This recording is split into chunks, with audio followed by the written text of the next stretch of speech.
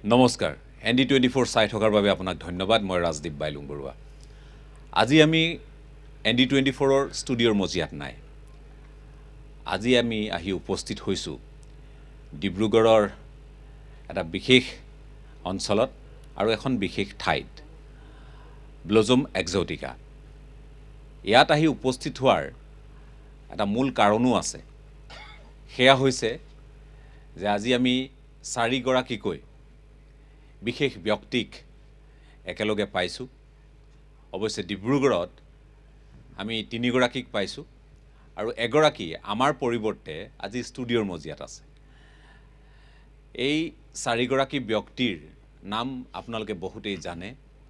বহুতেই তেওঁলোকৰ গীত শুনিছে কথা শুনিছে তেওঁলোকৰ ৰচনা সম্ভাৰ দেখিছে নিজ গুণে মহিয়ান এই চাৰিগৰাকী ব্যক্তি আমি আজি আমাৰ এই অনুষ্ঠানলৈ স্বাগতম জনাব খুজিছো আৰু আমাৰ সৌভাগ্য বুলিও অনুকিয়াব খুজিছো বিশিষ্ট শিল্পী সুৰকাৰ গীতিকাৰ সংজ্ঞাৰ প্ৰয়োজন নাই অৱশ্যেই প্ৰশান্ত কুমাৰ বৰদলৈ ডাঙৰীয়া আমাৰ সৈতে আছে আপোনাক স্বাগতম জনাইছো আমাৰ অনুষ্ঠানলৈ আমাৰ সৈতে কুইভাৰ্ছ খ্যাত আন এগৰাকী বিশিষ্ট শিল্পী সৈয়দ সাদুল্লাহ ডাঙৰীয়া আছে আপোনাকো স্বাগতম জনাইছো আমাৰ সৈতে কুইভাৰ্ছৰ আন এগৰাকী সদস্য বিশিষ্ট শিল্পী ৰাজেন গোহাঁই ডাঙৰীয়া আছে মই আপোনাকো স্বাগতম জনাইছো আৰু আন এগৰাকী তেওঁলোকৰ বন্ধু তেওঁৰো এক অনন্য পৰিচয় আছে বিশিষ্ট শিল্পী হিৰেন গোহাঁই ডাঙৰীয়া আপোনাকো স্বাগতম জনাইছো আমি কথা পাতিব খুজিছো কিছু কথা মন্থন কৰিব খুজিছো বৰ্তমানৰ কথা পাতিব খুজিছো অনাগত সময়ৰ কথা পাতিব খুজিছো সময়ৰ বালিত এওঁলোকে নিজৰ চিন ইতিমধ্যে ৰাখিছে আৰু অসমত এনে ব্যক্তি হয়তো নোলাব যিসকলে এই চাৰিগৰাকী ব্যক্তিক শিল্পীক চিনি নাপায় অনুষ্ঠান আৰম্ভ কৰিব খুজিছো গতিকে অনুষ্ঠানৰ আৰম্ভণিতে সেই বিশেষ কণ্ঠ যি কণ্ঠই আপোনালোকক আলোড়িত কৰি ৰাখিছিল মহাচন্ন কৰি ৰাখিছিল সৈয়দ সাদুল্লাহ ডাঙৰীয়া মই আপোনাৰ কাষলৈ আহিছো এই সময়কণ ডিব্ৰুগড়ৰ আমাৰ বাবে অতিকে মূল্যৱান আৰু আপোনালোকৰ মাজলৈ যিহেতু আহিছো গতিকে আপোনালোকৰ শ্ৰোতা বন্ধু আপোনাৰ ভাষাৰে যদি কওঁ আপোনাৰ শ্ৰোতা বন্ধু ৰৈ আছে কিন্তু নমস্কাৰ প্ৰিয় শ্ৰোতা বন্ধু সেইটো মোৰ আকাশবাণী যেটো বৰ্ণালী অনুষ্ঠান আছিলে তাতেই মই সম্বোধনটো সেই ধৰণে কৰিছিলোঁ নমস্কাৰ প্ৰিয় শ্ৰোতা বন্ধু কুশলে আছে নিশ্চয় পাহাৰ বা ভৈয়াম চহৰ কিংবা গাঁও ৰেডিঅ'ৰ কাষত বহি এই মুহূৰ্তত আপুনি য'তে আছে আমাৰ আন্তৰিক প্ৰীতি আৰু শুভেচ্ছা গ্ৰহণ কৰক আপোনাক ক্ষন্তেক মনোৰঞ্জন দিবলৈ প্ৰস্তুত কৰা বৰ্ণালীৰ এই মুঠি চুটি অনুষ্ঠানলৈ আমি আকৌ উপস্থিত হৈছোহি আৰু মাইক্ৰফোনৰ সন্মুখত মই সৈয়দ সাদুল্লাহ এইটো আমাৰ তেতিয়া এনাউন্সমেন্টটো আছিলে মোৰ বৰ্ণালী অনুষ্ঠানটো হাস্য ব্যংগৰ অনুষ্ঠানটো আছিলে আৰু হয় হয় কিন্তু এইটো মই আপোনাক কওঁ আমি সৰুৰে পৰা আজি এই পৰ্যায় পালোগৈ এই কণ্ঠই আমাক আজিও মহাচন্ন কৰি ৰাখে আৰু মোৰ সৌভাগ্য আপোনাৰ সৈতে মই বহি কিছু কথা পতাৰ সাহস কৰিছো দৰাচলতে দুঃসাহস কৰিছো আমাৰ যিসকল সন্মানীয় দৰ্শক যিসকলে আজিৰ অনুষ্ঠান চাই আছে আমি কথা কবিতা গীত সকলোৰে মাজলৈ যাম কিন্তু আজি যদি মই এই সন্ধিয়া আপোনাক কওঁ যে আপোনাৰ জীৱনৰ অমূল্য সৃষ্টিসমূহ যিসমূহ আছে তাৰ ভিতৰত অন্যতম যদি মই গুণগুণাবলৈ কওঁ বা যদি মই আপোনাক ক'বলৈ কওঁ কি ক'ব খুজিব এতিয়া প্ৰথমে কণ্ঠৰ কথাটো কৈছিলে সেইটো মই কৈ লওঁ যে একেবাৰে সৰুৰে পৰা বাল্যকালৰ পৰা মই ৰেডিঅ'ৰ এনাউন্সাৰ হ'ম তেনেকুৱা এটা মানে সপোন পুহি ৰাখিছিলোঁ অন্তৰত কাৰণ কি এই দ্বিতীয় তৃতীয় শ্ৰেণীৰ কথা মই আনৰ ঘৰত গৈ ৰেডিঅ' শুনিছিলোঁ তেতিয়াই ভাবিছিলোঁ যে মই এদিন ৰেডিঅ' এনাউন্সাৰ হ'ম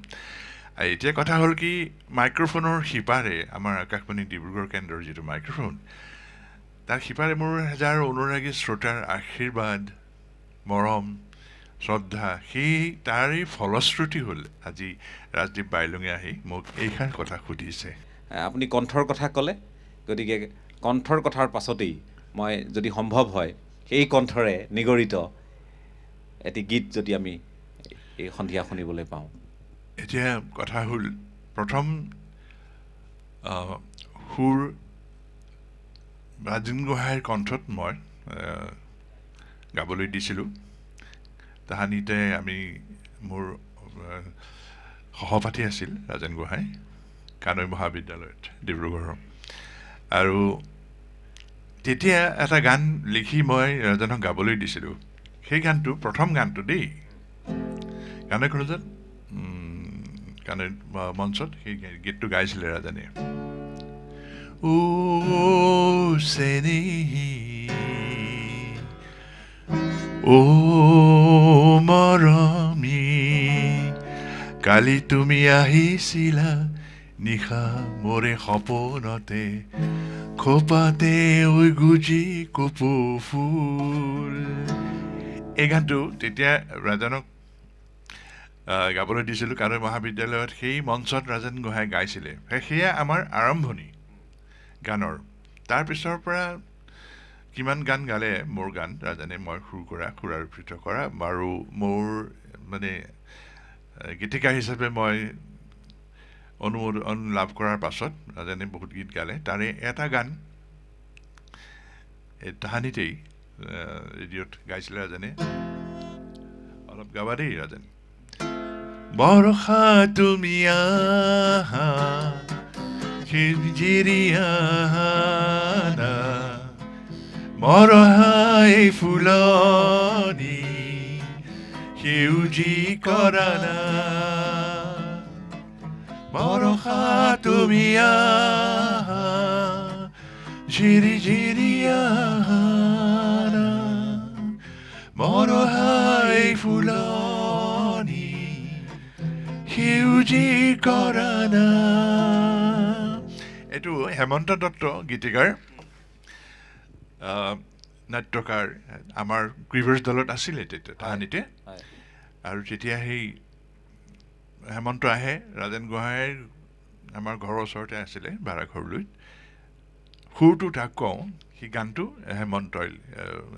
হেমন্তই গানটো লিখে।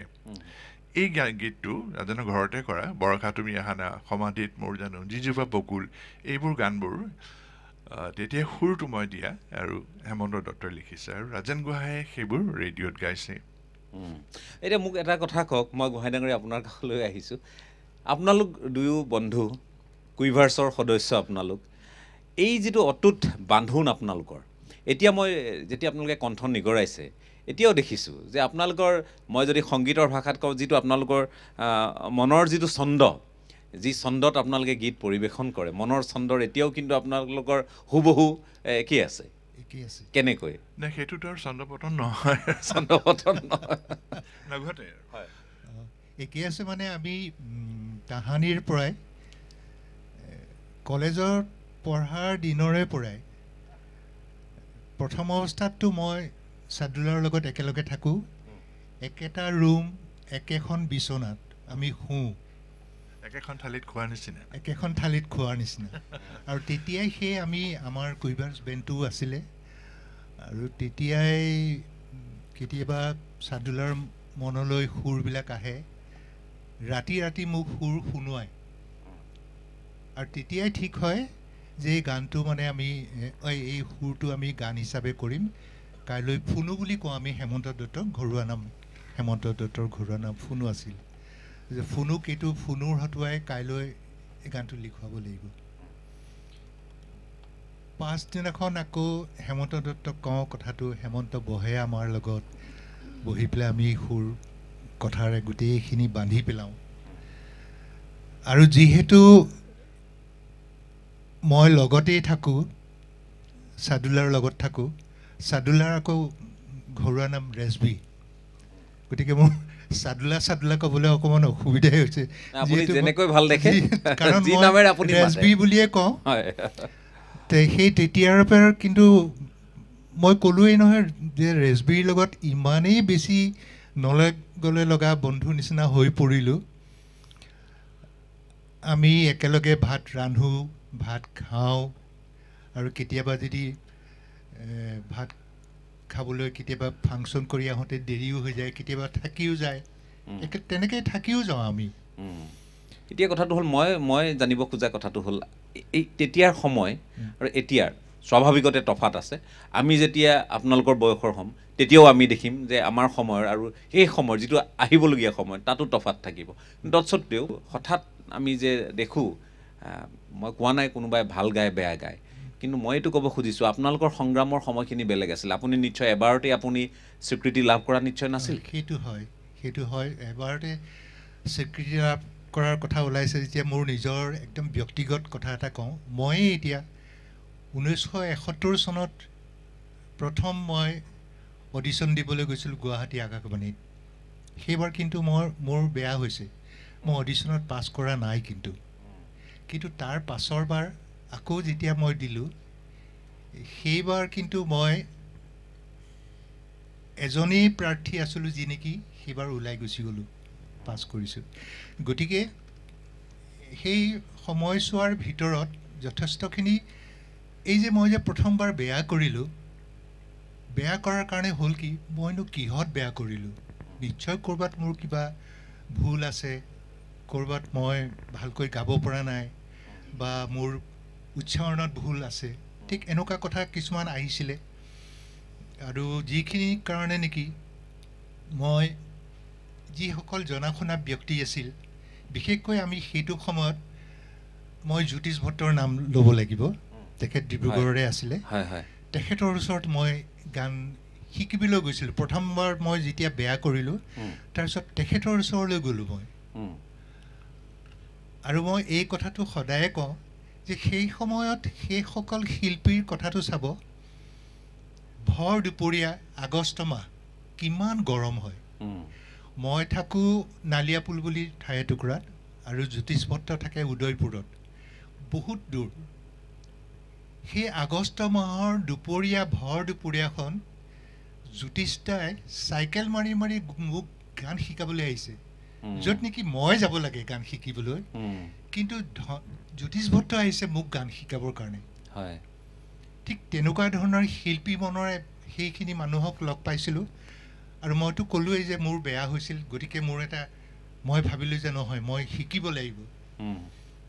গতিকে সেইখিনি সেই পৰ্যায় পাবলৈ মই যথেষ্ট কষ্ট কৰিবলগীয়া হৈছিল আৰু সেই কষ্টখিনি কৰাৰ কাৰণে হয়তো যিখিনি পালোঁ যিমানখিনি পালোঁ সেই কষ্টৰে হয়তো ফল পাইছোঁ মই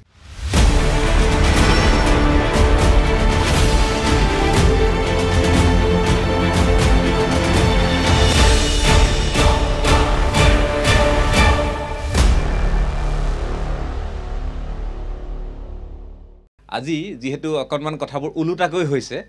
আমি যদি কওঁ কাৰণ আমাৰ সৈতে প্ৰশান্ত কুমাৰ বৰদলৈ ডাঙৰীয়া আমাৰ ষ্টুডিঅ'ৰ পৰা সংযুক্ত হৈ আছে আমি আছোঁ ডিব্ৰুগড়ত হ'ব লাগিছিল ওলোটাটো যি কি নহওক তেখেতক আমি ডিব্ৰুগড়তে পাবলৈ যত্ন কৰিছিলোঁ আপুনি শুনিছে আমাৰ কথা বৰদলৈ ডাঙৰীয়া আমাৰ কথা শুনিছে হয় আপোনাৰ তিনিগৰাকী বন্ধু আমাৰ সৈতে আছে আপুনি বিশেষ কাৰণত আপুনি যিহেতু গুৱাহাটীলৈ যাবলগীয়া হ'ল মই আকৌ আপোনাক লগ পাম বুলি আহিছিলোঁ বা চাৰিওগৰাকীকে ডিব্ৰুগড়তে লগ পাম বুলি আহিছিলোঁ কিন্তু মই যিকোনো উপায়েৰে আপোনালোক চাৰি বন্ধুৰ কথা শুনিব খুজিছিলোঁ আমাৰ দৰ্শকসকলকো শুনাব খুজিছিলোঁ গতিকে আজিৰ এই সময়খিনিত আপোনাৰ কি অনুভৱ হৈছে না খুব ভাল লাগিছে মই অনুভৱ কৰিছোঁ মই যে ডিব্ৰুগড়ত থাকিব নোৱাৰিলোঁ তাৰ বাবে দুখিত আৰু কিন্তু লগতে যে মই যে এনেকৈ হ'লেও যে আপোনালোকৰ সৈতে মানে যোগাযোগ কৰিব পাৰিছোঁ সেইটো মানে মোৰ সৌভাগ্য বুলিয়ে ক'ম মই আৰু এইটো এটা খুব ভাল প্ৰচেষ্টা লোৱা যেন লাগিছে মোৰ দেই এই আমাৰ আটাইকেইজন ডিব্ৰুগড়ৰ বয়োজ্যেষ্ঠ আৰু তাৰ ভিতৰত মই অৱশ্যে সকলোতকৈ জ্যেষ্ঠ গম পাওঁ কিন্তু কথা হ'ল মই দুটামান কথা আপোনাক সুধিব খুজিছোঁ যে ইতিমধ্যে আমি কথা পাতিছোঁ, আমি কুইভাৰ্ছৰ কথাও পাতিলোঁ, আমি আমাৰ সৈতে থকা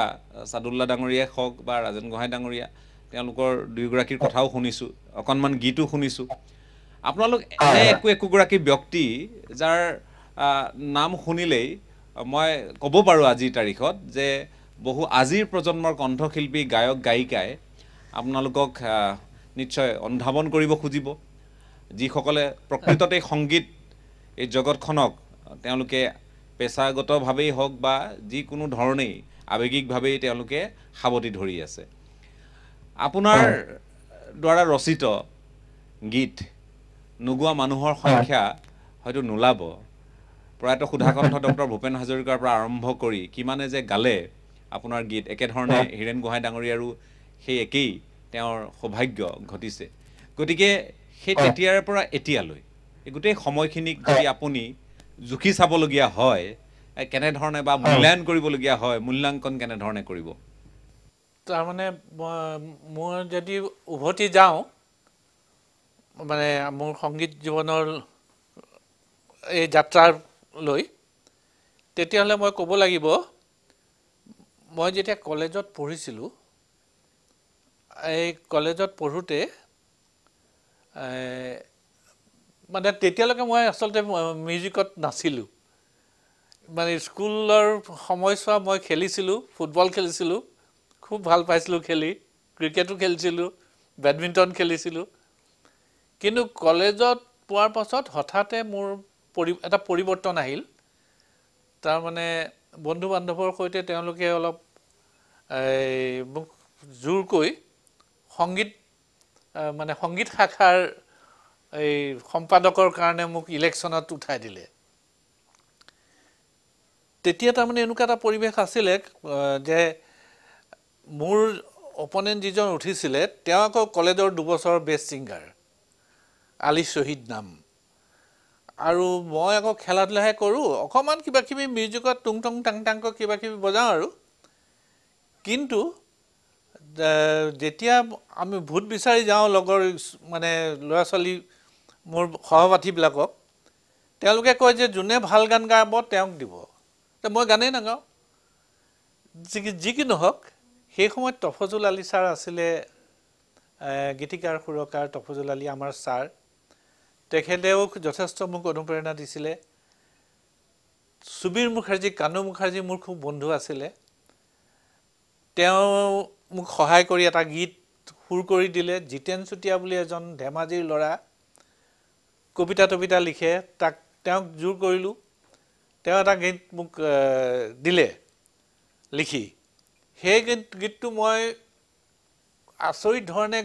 যিদিনা প্ৰথম ফাংচনত গাইছোঁ কাদৈ কলেজত, মই 3বাৰ গাবলগীয়া হ'ল। গতিকে 3বাৰ গাবলগীয়া হোৱা মানে মই সংগীতলৈ আহি গ'লোঁ, মানে খেল বাদ দিবলগীয়া হ'ল তেতিয়া। তাৰ পাছতে মই সেইটো 1963 দেই। তাৰ পাছত আহি মই সংগীতলৈ আহি গান সুৰ কৰিবলৈ চেষ্টা কৰিলোঁ, লিখিবলৈ চেষ্টা কৰিলোঁ। গান লিখি 67তে, তাৰমানে 66ত মই গান প্ৰায় 25টা গানৰ যিটো প্ৰয়োজনীয় হয় ৰেডিঅ'ত ছাবমিট কৰিলোঁ গুৱাহাটী। আৰু 67ত মই এপ্ৰুভেল পালোঁ। আৰু সেয়ে মোৰ সংগীত যাত্ৰাৰ আৰম্ভণি বুলি ক'ব লাগিব। এই ক্ষেত্ৰত অৱশ্যে মই জ্যোতিষ দা আমাৰ ঘৰৰ ওচৰতে আছিলে, মোৰ দাদাৰ দৰে। তেওঁ যথেষ্টখিনি মোক গাইডেঞ্চ দিছিলে। আৰু তেখেতে মোৰ প্ৰথম যিটো মই অলপ চিৰিয়াছলি যিটো গীত লিখিছিলোঁ, জীৱন পাত্ৰটি তুমি কিহেৰে পূৰ্ণ কৰিবা, সেই গীতটো গাইছিলে আৰু খুব পপুলাৰ হ'ল। আৰু প্ৰথম গীতটো লিখি মই সুৰ কৰিলোঁ আৰু সেই গীতটোৰে পপুলাৰ হৈ মই সংগীতৰ জগতখনলৈ যেন আহি গ'লোঁ। আৰু তাৰপিছৰ পৰাই যিসকল আৰ্টিষ্ট যাকে লগ পাইছোঁ, গুৱাহাটীলৈ প্ৰায়ে অহা হয়। কুল বৰুৱা খুবেই বন্ধু আছিলে মোৰ। কুল বৰুৱাই তাৰপিছতেই মোৰ পৰা গীত বিচাৰিলে। মই লিখিলোঁ তেনেকৈ নাচাবা আজলি ছোৱালী। তাৰপাছত জেপি দাস, হীৰা দাসৰ খুব ভাল গান গাইছিলে জেপি দাসৰ, বৰ্তমান মানে তাৰপাছত পত্নী তেওঁ। যি কি নহওক, এই তেনেকৈ সংগীত জীৱন আৰম্ভ হ'ল মই আপোনাক এটা অনুৰোধ জনাব খুজিছোঁ আপুনি যদি আমাৰ কথা শুনি আছে মই কৈছোঁ ইতিমধ্যে আপুনি কৈছে যে আপোনালোক খুব বন্ধুৰ দৰে হয়তো অকণমান বয়স কাৰোবাৰ অকণমান আপুনি কৈছে আপুনি জ্যেষ্ঠ হ'ব বাকী সকলোতকৈ কিন্তু আপোনালোকৰ মই জানো কথাখিনি কিন্তু আমি খুব বন্ধু কিন্তু মানে সেই জ্যেষ্ঠ যদিও কিন্তু আমি এই ৰাজেন হীৰেন ৰেজবি আমি মানে সেই বয়সৰ ডিফাৰেঞ্চটো নাভাবোঁ আৰু আমি আটাইকেইজন বন্ধুৰ দৰে তাহাঁত মোৰ ভাই বন্ধুটো হয় হয় এতিয়া আপুনি চাওক এটা কথা আমি সকলোৱে জানো যে এজন গীতিকাৰে যেতিয়া ৰচনা কৰে যিয়ে ৰচনা নকৰক এগৰাকী মাতৃয়ে সন্তান জন্ম দিয়াৰ ধৰণৰে কথাবোৰ তেনেধৰণেই আগবঢ়াই নিয়ে তুলি তালি ডাঙৰ দীঘল কৰে গীতটোকো তেনেধৰণে বিকশিত কৰে গতিকে তাত নিজৰ গোটেই চিন্তা চেতনাখিনি তাত আপোনালোকে ঢালি দিয়ে এতিয়া মই যদি আপোনাক সুধোঁ আপোনাৰ ইমান হাজাৰ হাজাৰ আপোনাৰ গীত তাৰ মাজত যদি আপোনাৰ আটাইতকৈ প্ৰিয় মই যদি 5টা গীতৰ কথাও যদি কওঁ মই বাকী সকলোৱে প্ৰিয় মই জানো কোনো সন্তান কোনো মাতৃৰ কাৰণে যি ধৰণে অপ্ৰিয় হ'ব নোৱাৰে কোনো গীতিকাৰৰ বাবে কোনো এটা গীতেই অপ্ৰিয় হ'ব নোৱাৰে আপোনাৰ সহস্ৰাধিক গীতৰ মাজত মই যদি 5টা গীত এনেধৰণৰ গীত যিকেইটা আপুনি ৰচনা কৰি আপুনি গৰ্ব অনুভৱ কৰে বাকীবোৰৰ সমান্তৰালকৈ যে এই 5টা কিন্তু অকণমান বিশেষ বাকীবোৰতকৈ অকণমান বিশেষ সেই 5টা গীত আপুনি কোনকেইটা বুলি আপুনি ক'ব খুজিব এই ক্ষেত্ৰত মই প্ৰথমে ক'ব লাগিব শ্ৰদ্ধা জনাই ডক্টৰ ভূপেন হাজৰিকাক যেতিয়া মই 3টা গীত গোৱাইছিলোঁ 1982 চনত এখন ছবিৰ বাবে তাত জীৱন জুৰি গীতেই গালোঁ প্ৰেৰণাৰ স্মৃতিৰে ভাহে সেই গীতটোৰ নাম ক'বলৈ মানে কথা ক'বই লাগিব কাৰণ ভূপেন দাই ইমান আন্তৰিকতাৰে গীতটো শিকিছিলে আৰু গাইছিলে গানটো অৱশ্যে কিছু জনপ্ৰিয়ও হৈ গৈছে তাৰ পাছতে দ্বিতীয়তে মই ক'ম মুন্মী বৰাৰ মই বহু গীত কৰিলোঁ প্ৰায় 20টামান গীত কৰিলোঁ কম সময়তে 3টা বছৰৰ ভিতৰতে সেই মুন্মী বৰাৰ গীতৰ শাৰদী কোমল জোনাক মায়াৰে মন উতলা কৰে দ্বিতীয় হয় তৃতীয় গান মই ক'ম যে ডলি ঘোষক মই তাই যেতিয়া গীত গোৱা আৰম্ভ কৰা নাই তেতিয়াৰ পৰাই মই গীত শিকাইছিলোঁ মানে মোৰ ওচৰলৈ আহিছিলে তাই গীত শিকিবৰ বাবে তাৰপিছত তাই বহু গীত গালে এদিন কথাই কথাই তাই কৈছে যে মোৰ 30টামান গীত গাইছে তাই লিষ্ট এখনো বনাই দিছে মোক তাৰ ভিতৰত ভাল লাগে মোৰ ফুলপাহি পুৱা উঠিয়ে দেখি সেই গীতটো 3 নম্বৰত ক'ম চতুৰ্থ ক'ম মই এটা গীত লিখিছিলোঁ খুব আগতে সেইটো হ'ল কুল বৰুৱাৰ কথা কৈছোঁ যে কুল বৰুৱাই তেনেকৈ নেচাবা আজলি ছোৱালী মনকে জুখিবলৈ নাই তোলাচনী সেই গীতটো গাইছিলে আৰু সেই গীতটো খুব জনপ্ৰিয় হ'ল অৱশ্যে আৰু কুলই মোক ক'লে কুল বৰুৱাই এই তেওঁ ঢুকুৱাৰ কেইদিনমান আগতে যে যিমান অনুষ্ঠানলৈ কুল বৰুৱা গ'ল প্ৰথমে বোলে সেই গীতটোৰ বাবে দাবী জনায় যে সেই গীতটো গাবই লাগিব আৰু তেওঁ সকলো অনুষ্ঠানতে এই গীতটো গাইছে আৰু তাৰ পাছত মই ক'ম যে পুলক বেনাৰ্জীয়ে মোৰ এটা গীত গাইছিলে এই কাৰ বাবে গীত গোৱা কাৰ বাবে বাট চোৱা এই গীতটো 1973 চনতে ৰেকৰ্ডিং হ'ল সেইটো আৰু অৱশ্যে সেই আপুনি কোৱাৰ দৰে যে প্ৰতিটো গীতেই নিজৰ খুব সন্তানৰ দৰে কিন্তু তাৰ মাজত এই গীতকেইটা প্ৰথমে মনলৈ আহি যায় তেনেকৈ আৰু গীত আছে অৱশ্যে কিন্তু এই গীতকেইটাৰ কথা সেইকাৰণে 5টা গীতৰ ভিতৰত মই কৈছোঁ আৰু মই ভাবোঁ যে আপোনাৰ এই 5টা গীতৰ কথা সুধি মই আপোনাৰ প্ৰতি অন্যায় কৰা নাই মই ভাবোঁ আৰু এইটো কথা মই অনুভৱো কৰোঁ যে হয় 5টা বাচিবলৈ দিলে বা আপুনি নিজাকৈও ক'বলৈ গ'লে আপুনি যেন ক'ৰবাত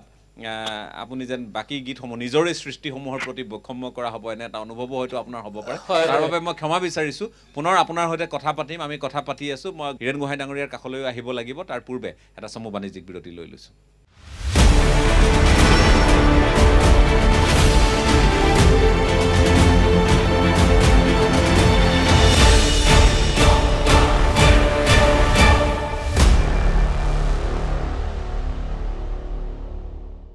আমি ডিব্ৰুগড়ত আছোঁ আৰু মই এটা কথা ক'বলৈ ভাল পাম যেতিয়া মই ক'লোঁ যে ডিব্ৰুগড়লৈ মই আহি আছোঁ উদ্দেশ্য কি মোক এগৰাকী মোৰ শুভাকাংক্ষীয়ে সুধিলে মই ক'লোঁ যে মই 4গৰাকী সংগীত ৰত্নক লগ পাবলৈ গৈ আছোঁ তেতিয়া ক'লে কোন কোন অমুক নেকি আপোনালোকৰ নাম সুধিলে মই ক'লোঁ নিশ্চিতভাৱে কিন্তু আপোনাকতো মই কোৱা নাই কৈছে ডিব্ৰুগড়ত আৰু আছে কোন তেওঁলোকে ইমান সুন্দৰকৈ আজি এটা পৰিক্ৰমা পাৰ কৰি আহিছে গতিকে নিশ্চয় এটা খুব সুন্দৰ হয়তো অনুষ্ঠান কৰিবলৈকে আপুনি আহিছে আপোনালোকৰ নাম পোনপটীয়াকৈ মোক কৈছে মই কথাষাৰ আজি এই সন্ধিয়া ক'বলৈ পাই খুব ভাল পাইছোঁ মই হীৰেণ গোহাঁই ডাঙৰীয়া আপোনাৰ কাষলৈ আহিছোঁ এনে এগৰাকী কণ্ঠশিল্পী নোলাব যে সুধাকণ্ঠ ডক্টৰ ভূপেন হাজৰিকাৰ পৰা আৰম্ভ কৰি বলিউডৰো বহু জনপ্ৰিয় কণ্ঠশিল্পী তেওঁলোকে আপোনাৰ দ্বাৰা ৰচিত গীতত তেওঁলোকে কণ্ঠ নিগৰাইছে গতিকে এই অনুভৱটো নিশ্চয় যথেষ্ট আপোনাক সুখ দিয়ে নাবিল আনন্দ দিয়ে তাত কোনো সন্দেহ নাই কিন্তু আমাক অপাৰ আনন্দ দি আহিছে অতদিনে গতিকে এই পৰিক্ৰমাটোৰ বিষয়ে যদি মই আপোনাক ক'বলৈ কওঁ আৰু তাতোতকৈ ভাল লগা কথা এটা মই যেতিয়া গম পালোঁ আহি থাকোঁতে মই যেতিয়া কৈছোঁৱেই যে শুভাকাংক্ষী এগৰাকীয়ে সোধোঁতে মই যেতিয়া ক'লোঁ আপোনাৰ নামটো লওঁতে ক'লে যে আপোনাৰ ঘৰ শিমলুগুৰিত নহয় জানো মই ক'লোঁ হয় শিমলুগুৰিত তেতিয়া ক'লে তেখেতেও শিমলুগুৰিতেই অধ্যয়ন কৰিছিলে তেখেতৰ মোমায়েকৰ ঘৰ নিচাদেৱকৰ ঘৰ আছিল শিমলুগুৰিত তেনেকৈ মোক যেতিয়া ক'লে মই ক'লোঁ হয় নেকি মই তেতিয়া নিশ্চয় কথাটো তেখেতৰ কাষলৈ লৈ যাম আৰু মোৰ চিনাকি আমাৰ সকলোৰে শ্ৰদ্ধাৰ শিমলুগুৰিৰ এগৰাকী বিশিষ্ট সাংবাদিক আছিল তেখেত শিক্ষক আছিল নীল গোহাঁই ছাৰ তেখেতৰ ভাগিনীয়েক আপুনি আৰু আপুনি মই যিখন বিদ্যালয়ত অধ্যয়ন কৰিছিলোঁ অষ্টম শ্ৰেণীৰ পৰা দশম শ্ৰেণীলৈ তাত আপুনিও এবছৰ পঢ়িছিল বুলি মই খবৰ পালোঁ গতিকে এই কথাখিনি মই যদি পৰিক্ৰমাটোৰ বিষয়ে কওঁ কেনেকৈ সংগীতৰ জগতখনলৈ আহিল কেনেকৈ ইমানবোৰ অৱদান যোগাবলৈ আপুনি উৎসাহ উদ্দীপনা পালে সংগীত আচলতে মোৰ সৰুকালৰ পৰাই মোৰ লগৰীৰ নিচিনা আছিলে তাত বিকশাই তুলিবৰ কাৰণে মই যেতিয়া কলেজৰ শ্ৰেণীত সোমালোহি তেতিয়া মই এনেকুৱা কিছুমান লোকৰ লগত মানে উঠা বহা কৰিবলগীয়া হ'ল সংগীত লৈ সেইসকলৰ নাম আগতে ল'ব লাগিব কিন্তু এই ক্ষেত্ৰত বিশেষকৈ মোৰ এজন বন্ধু প্ৰয়াত বন্ধু অসমীয়া কথাছবি জগতৰ এজন ভাল সুপৰিচালক জনছ মহলীয়া হয় আমি এখন বেঞ্চতে পঢ়া একেলগে পঢ়া বন্ধুক হেৰুৱালোঁ অলপতে কিন্তু সেই বন্ধুৱে মোক এই আগুৱাই যোৱাৰ ক্ষেত্ৰত বহুত সহায় কৰিলে কাৰণ তেওঁৰ সংগীতৰ যিটো ভাণ্ডাৰ অসীম এটা অপৰ্যাপ্ত মানে এটা এটা আছিলে মানে ভাণ্ডাৰ আছিলে মই সেই ভাণ্ডাৰৰ পৰা বহুতখিনি বস্তু মই আহৰণ কৰিলোঁ বুলিও ক'ব পাৰোঁ আৰু সেই তেতিয়াই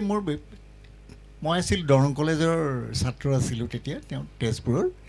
সেই সময়তে আমাৰ যিবিলাক সংগীত কৰাৰ মানে সংগীতৰ লগত জড়িত যিবিলাক আমি ল'ৰা ছোৱালী আছিলোঁ আমাৰ দৈনিক এটা কৰ্তব্য নিচিনাই হৈছিলে কিবা এটা গান এটা গোৱা ক'ৰবাত এখন সংগীতানুষ্ঠানত অংশ লোৱা বা গীত এটাৰ সুৰ কৰি দিয়া এইবোৰ নানা ধৰণৰ সৰু সুৰা দায়িত্ব কিছুমান আমি পাৰ কৰি আহিছিলোঁ কলেজীয়া জীৱনতেই আৰু সেই তেতিয়াৰ পৰা মোৰ এই চৰ্চাটোৰ প্ৰতি সংগীতৰ প্ৰতি মোৰ অনুৰাগটো ক্ৰমে বাঢ়ি গুচি গ'ল তাতে যেতিয়া নিপন গোস্বামীৰ নিচিনা এজন ব্যক্তিয়ে যেতিয়া পিঠিত থপৰিয়াই ক'বলৈ ধৰিলে যে তুমি বৰ ভাল সুৰ কৰাহে তাতকৈ আৰু একো হেৰি নালাগে আৰু মোৰ সেইষাৰ কথা শুনাৰ পিছত মোৰ এনেকুৱা লাগিছে যেন মই কি শুনিলোঁ নিপন দাৰ নিচিনা মানুহ এজনে পিঠিত থপৰিয়াই যেতিয়া কৈছে মই বৰ ভাল লাগিছে তোমাৰ গানবিলাক শুনি সুৰ কৰাবোৰ শুনিছে যথেষ্ট শুনিলে তেখেতে ক'লে কাৰণ সেইখন কলেজতে তেখেতে অধ্যয়ন কৰিছিলে এটা সময়ত তাৰ পিছত ক্ৰমে এইটো বাঢ়ি অহাৰ পিছত যেতিয়া মোৰ আকাশবাণীৰ গুৱাহাটীৰ কেন্দ্ৰত মই ঘোষক হিচাপে অস্থায়ী ঘোষক হিচাপে মই কাম কৰিবলগীয়া হৈছিলে 2 বছৰ সেই সময়ত এটা মোৰ ব্লেছিং ইন ডিছগাইজৰ নিচিনা কথা এটা হ'ল সেইটো হ'ল কি যে মই তাত থাকোঁতে মই কেজুৱেল আছিলোঁ যদিও মই কিন্তু সদায় ৰেগুলাৰ এজন ঘোষকৰ নিচিনাকৈ সদায় প্ৰতিদিনেই গৈ থাকিবলগীয়া হৈছিলে কাৰণ তাত ঘোষকৰ সংখ্যা আছিলে যথেষ্ট তেওঁলোকে ছুটি যেতিয়া লয় সেই ছুটিবোৰ পূৰাবৰ কাৰণে আকৌ মোকেই মাতে গতিকে মই 30টা দিনেই মই কাম কৰিবলগীয়া হোৱাৰ কাৰণে মোৰ এটা সুবিধা হৈছিলে কি তালৈ অহা যোৱা কৰি থকা যিমানবোৰ কণ্ঠশিল্পী গায়ক নাট্যকাৰ সকলোৰে লগত পৰিচয় হোৱাৰ এটা সুযোগ পাইছিলোঁ আৰু তেওঁলোকে কৰা কামবিলাক মই মন দি মানে হেৰি চাব পাৰিছিলোঁ তেতিয়াতো ৰেডিঅ'ৰ বাহিৰে বিকল্পও নাছিল তেনেধৰণৰ বিকল্প তেতিয়া নাছিলে কোনো বিকল্প নাছিলে ৰেডিঅ' এটা ডাঙৰ কথা আৰু ৰেডিঅ' চেণ্টাৰত কাম কৰা বুলি ক'লে আৰু ডাঙৰ কথা আৰু তে সেই সময়ত যিহেতু মই ভাল ভাল গায়ক মানে বিখ্যাত গায়কসকলৰ এটা সান্নিধ্য পাইছিলোঁ তেতিয়াই সেইকাৰণেই নেকি মই অনুৰাগটো মোৰ আৰু বৃদ্ধি পালে পিছলৈ গৈ তাৰপিছত যেতিয়া আকাশবাণী ডিব্ৰুগড় কেন্দ্ৰলৈ যেতিয়া মোক পঠিয়াই দিয়া হ'ল ইয়াত তেওঁলোকে পঠিয়াই দিলে মোক যে নতুন কেন্দ্ৰ হৈছে আপুনি যদি তাত থাকে ভাল পাবনে নাপায় মই বোলো নিশ্চয় ভাল পাম মোক পঠিয়াই দিয়ক ডিব্ৰুগড়লৈ মই আহিলোঁ 69 চনৰ জানুৱাৰী মাহৰ 1 তাৰিখে মই ইয়াত মকৰল হ'লোঁ ঘোষক হিচাপে স্থায়ী ঘোষক হিচাপে আৰু সেই সময়ছোৱাৰ পৰা 76 চনলৈকে মই নানা ধৰণৰ আপোনাৰ বিখ্যাত শিল্পীসকলক আমাৰ ষ্টুডিঅ'ৰ মজিয়াত আকাশবাণীৰ ষ্টুডিঅ'ৰ মজিয়াত দেখা পালোঁ তেওঁলোকৰ যিবিলাক কণ্ঠশিল্পী হওক বা বাদ্যশিল্পী হওক সৰ্বভাৰতীয় ভিত্তিত যিবিলাক মানে বিখ্যাত হৈ উঠিলে সেই সকলো মাজে মাজে ইয়ালৈ আহে অনুষ্ঠান কৰে তে এনেকৈ দেখাৰ পাছত লাহে লাহে মোৰ অনুৰাগটো আৰু বাঢ়িবলৈ ধৰিলে ইতিমধ্যে 1974 চনত মই স্বীকৃতপ্ৰাপ্ত হ'লোঁ গীতিকাৰ হিচাপে আৰু তাৰপিছতে আৰু আমাৰ যিসকল কণ্ঠ পৰীক্ষা যিবিলাক হৈছিলে 76 চনৰ পৰা বহুত শিল্পী ওলালে সেই শিল্পীবিলাকে তাৰপিছত মোৰ গীত গোৱা আৰম্ভ কৰি দিলে গতিকে মোৰ গীতৰ সংখ্যাও মোৰ বাঢ়ি গ'ল আৰু সুৰ কৰাৰ দায়িত্বখিনিও মোৰ বাঢ়ি গ'লগৈ মই 11 কি 12 বছৰ মই ঘোষক হৈ আছিলোঁ আকাশবাণী ডিব্ৰুগড় কেন্দ্ৰকে ধৰি তাৰ পিছত মানে যিটো ইংৰাজীত যিটো কথা কোৱা হয় জব ছেটিছফেকশ্যন মোৰ ভাল নালাগিলে ঘোষক হিচাপে থাকিবলৈ আৰু মন নগ'ল তাৰপিছতে মই এটা পৰীক্ষা দিবলগীয়া হ'ল কম্প'জাৰশ্বিপৰ কাৰণে সেইটোত উত্তীৰ্ণ হ'লোঁ হোৱাৰ পিছত 76 চনৰ পৰা মই মানে কেন্দ্ৰৰ এটা হেৰি এই চাকৰিটো মকৰল পালোঁ মানে কম্প'জাৰশ্বিপৰ চাকৰিটো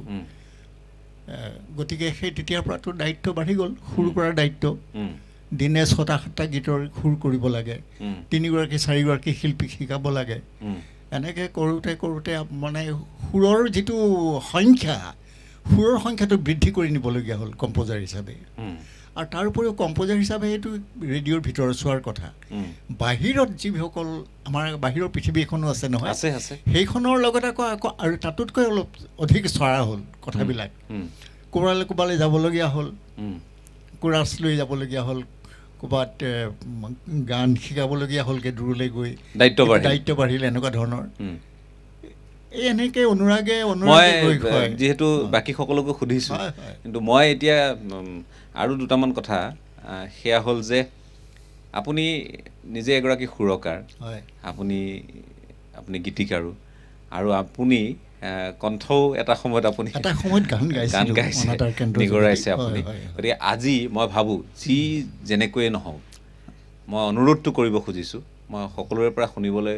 আকৌ সময় অহাৰ লগে লগে যত্ন কৰিমেই কিন্তু এতিয়া মই যদি আপোনাক কওঁ আপোনাৰ ভাল লগা 2-এটা গীত যদি আপুনি গুণগুণাব খোজে আৰু যদি সহযোগ কৰে ছাদুল্লা ডাঙৰীয়াই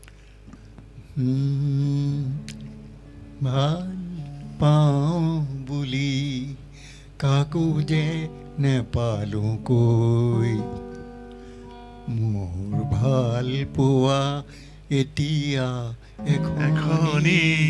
গোপন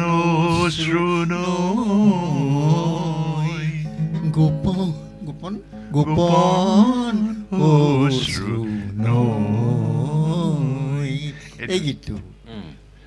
আৰুতো এনেধৰণৰ মই গম পাইছোঁৱেই কাৰণ আপুনি কৈছে যে ইমান ৰচনা থকাৰ পাছত আপুনি এতিয়া হয় অৱশ্যে সময় বাগৰিছে আৰু হয়তো ক'ৰবাত স্মৃতিত কথাবোৰ কেতিয়াবা আহে কেতিয়াবা নাহে কেতিয়াবা দোলা দি যায় যাৰ কাৰণে আপুনি ক্ষমা বিচাৰিবলগীয়া কোনো পৰিস্থিতি হোৱা নাই মই কওঁ আপোনাক আপুনি যথেষ্টখিনি দিছে আৰু এইখিনি আমি সমৃদ্ধ হৈছোঁ এইবোৰ শুনি আমি ডাঙৰ হৈছোঁ তাত কোনো বেলেগ প্ৰশ্নই আহিব নোৱাৰে মই এটা কথা কওঁ এইখিনিতে মাজতে ক'ব খুজিছোঁ হীৰেণৰ কিছু গীত আছে বিশেষকৈ ৰোমান্টিক গীত অতি সাংঘাতিক হীৰেণে মোৰ কাৰণে এটা গীত লিখিছিলে গীতটোৰ কথাখিনি আছিলে এনেধৰণৰ উভতি গৈও কিয়নো আহিলা ঘূৰি কিনো ভাবি সোণ অভিমানখিনি থলা যে সামৰি আৰু এটা আছিলে মোৰ কথা কিয় নুফুটিল সিদিনা সেই গীতটোৰ দেখা পোৱাৰ ক্ষণতেই সেই সুৰ তুমিয়ে কৰিছিলা মোৰ কথা হৈ যাওক গাইছিলো মই একেবাৰে আৰু ইয়াত আৰু সোণত সুৱগা চৰাই সুৰকাৰ আমি আগবাঢ়িব লাগে আৰু গীতিকাৰ আৰু গায়ক ৰাজেন মোৰ কথা কিয় নুফুটিল সিদিনা তুমি সন্মুখত দেখা দিয়া ক্ষণতে কিয় পৰিচয় নিজতে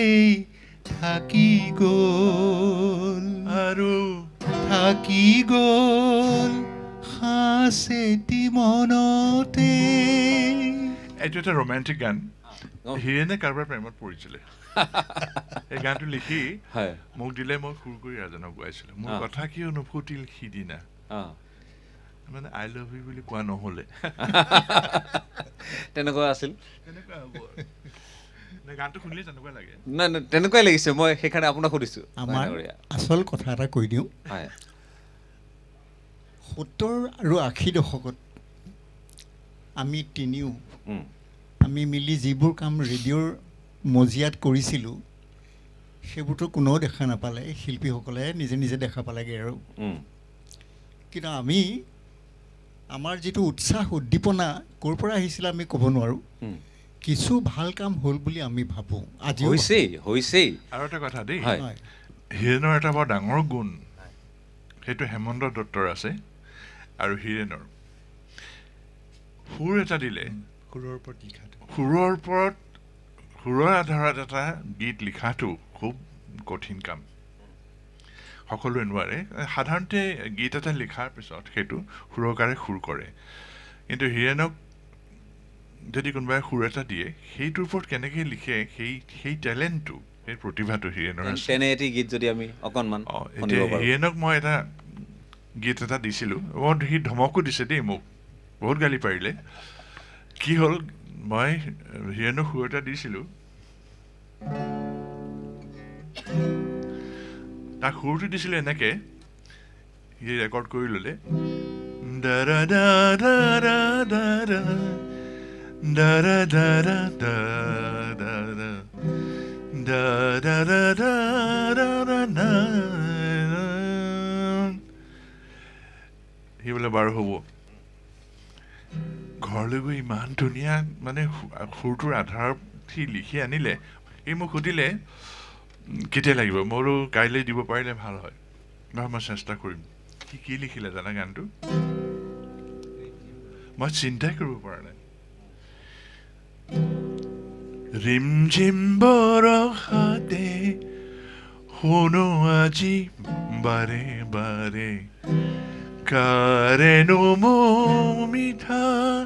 গুঞ্জন এইটো গান দেই ডলি ঘোষাই গান আহি মোক কাগজখন দিলে ৰাজবি এই গানটো লোৱা আৰু এটা খবৰদাৰ দেই মোক এনেকৈ গান নিদিবা কাইলৈ লাগে বুলি নক'বা মই ভাবিলোঁ যধমতে কিবা এটা লিখি আনিছে চাগে লিৰিক্সটো চালোঁ সুৰটোতো মই দিছোঁ সুৰৰ আধাৰত লিখিলে ৰিমঝিম বৰষাতে ক্লাছিকেল আধাৰত লিখিছিলোঁ সুৰ কৰিছিলোঁ সেইটো সি মোক আনি দিলেহি সেইদিনাই মই ভাবিলোঁ মাই গড ইমান সুন্দৰকৈ আৰু এটা কথা কি এটা শব্দ মই তাত সলনি কৰিবলগীয়া নহ'লে মই প্ৰাসংগিকভাৱে এটা কথা ক'ম নাই কওক কথাটো হৈছে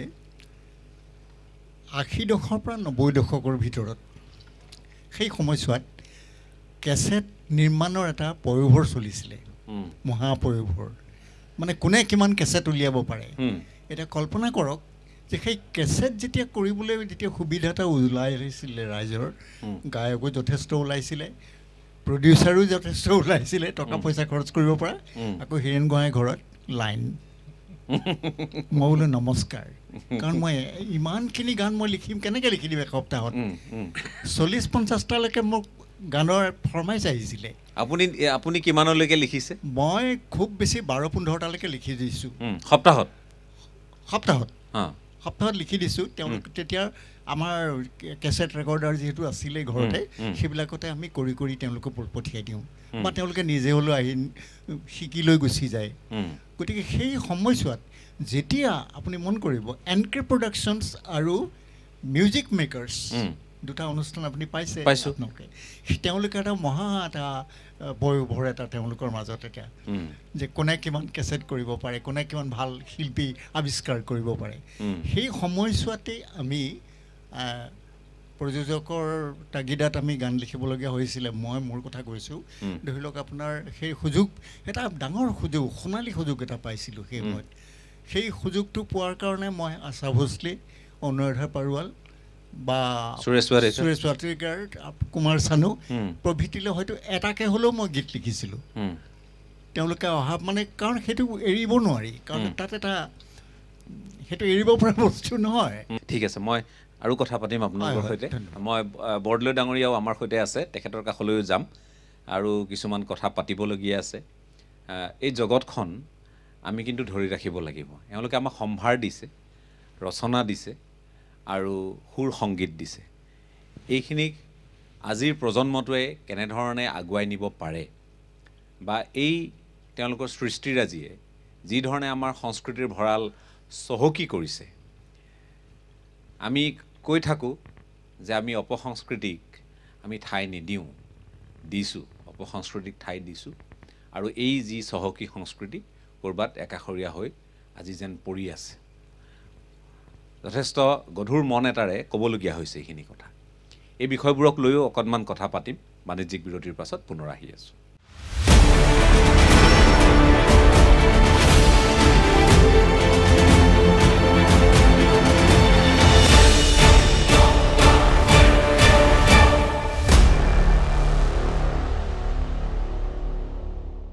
মই আকৌ এবাৰ আহিব খুজিছোঁ সৈয়দ ছাদুল্লাহ ডাঙৰীয়া আপোনাৰ কাষলৈ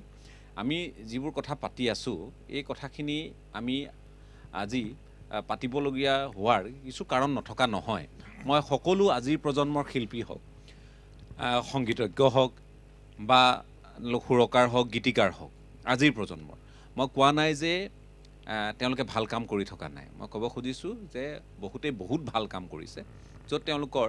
একাংশৰ কিন্তু সাধনাখিনি প্ৰতিফলিত হয় খুব সুন্দৰভাৱে কিছুমান কাম কৰি আছে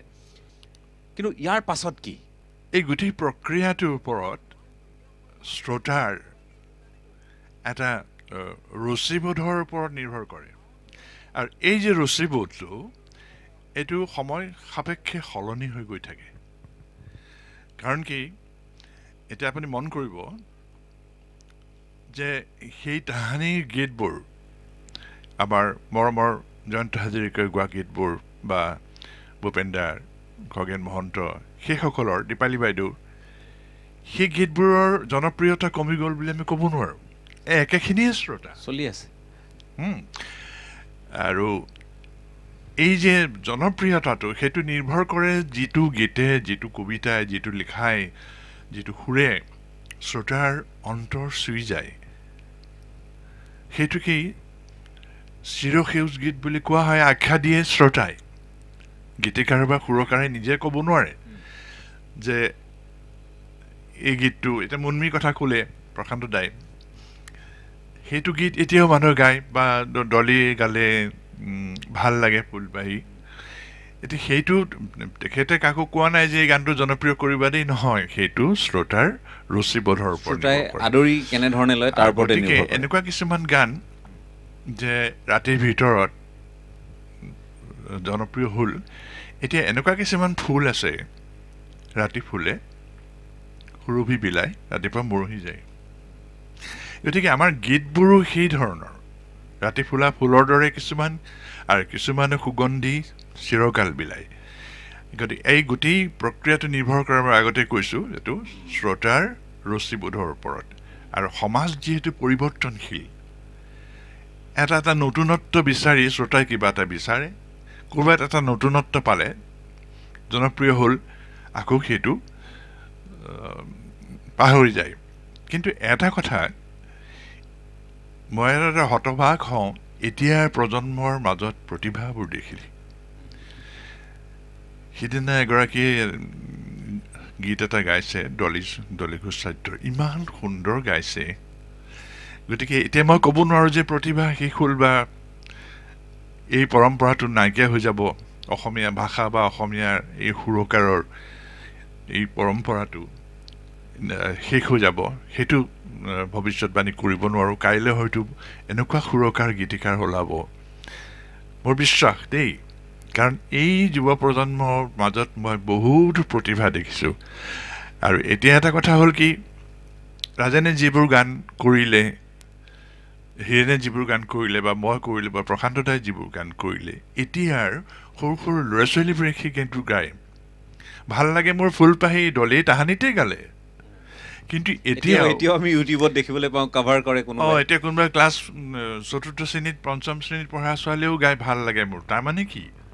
সেই গীতটো জনপ্ৰিয় হৈ থাকিব সেই ধৰণৰ নতুন গীতো সৃষ্টি হ'ব এতিয়া হীৰেনৰ গান বা ৰাজেনৰ গান সেইদিনা গাইছে হেৰি কি হীৰেনে লিখিছিলে গানটো কি আছিলে কুঁৱলীৰ এই ছবিখন বহুত বছৰ হ'ল সেইটো সুৰ কৰা এইটো আছিলে ইমান মোৰ প্ৰিয় গান এইটো দেই